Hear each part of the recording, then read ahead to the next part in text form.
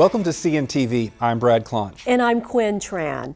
The Memorial Day weekend is near. Plan to spend time in Sulphur, Oklahoma. That's where the Artesian Arts Festival will take place. Downtown Sulphur is a vibrant place during the Artesian Arts Festival. It's set this year for Saturday, May 28th. The Chickasaw Nation hosts this annual event that gives artists and musicians an opportunity to share their talents. It's much more meaningful to stand across the table from someone who's actually created the art and ask them questions about what they've done, because many of the pieces that have been produced have cultural significance and they have a story behind it. So that adds so much to it. More than 80 artists will be featured at the Artesian Arts Festival. Again, the family-friendly event is set for Saturday, May 28th.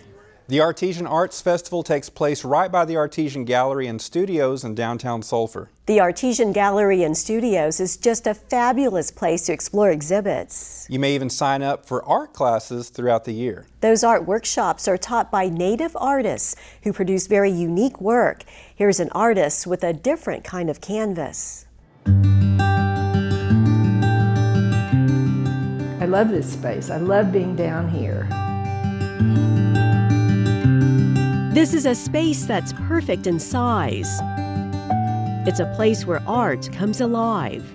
This is kind of my incubator where I can come and develop my art. Patta LT is one of the artists housed at the Artesian Gallery and Studios. My mother's name was Lillian Thomas, and so in my art, this is the way I honor my mother.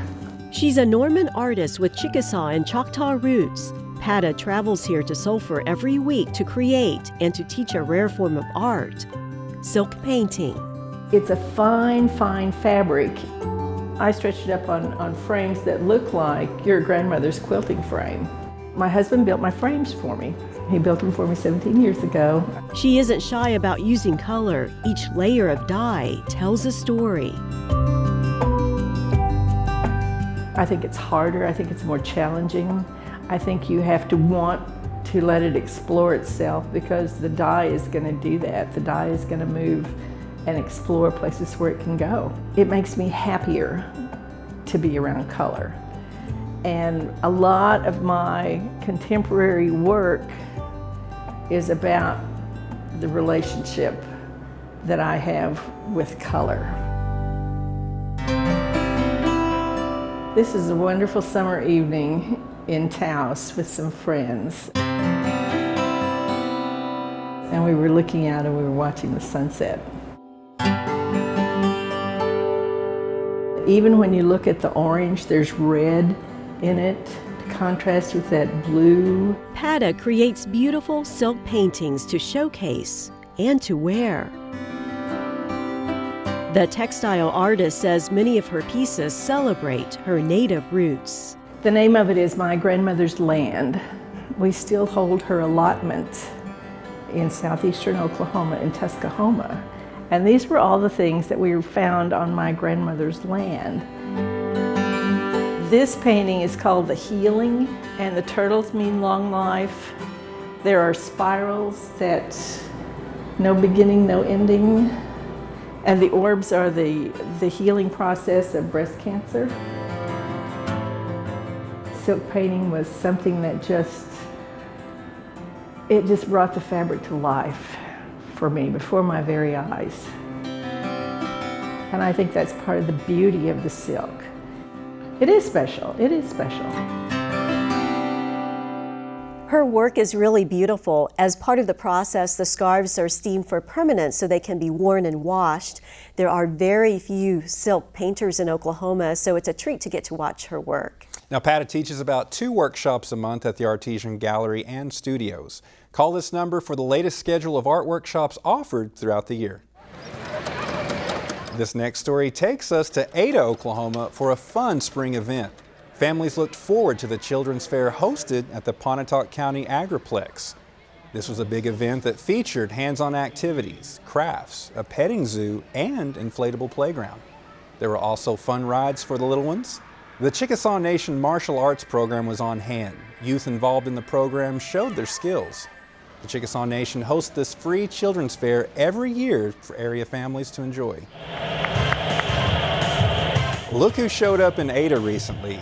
Sporticus from the popular television show Lazy Town was in Oklahoma for the Oklahoma City Heart Walk.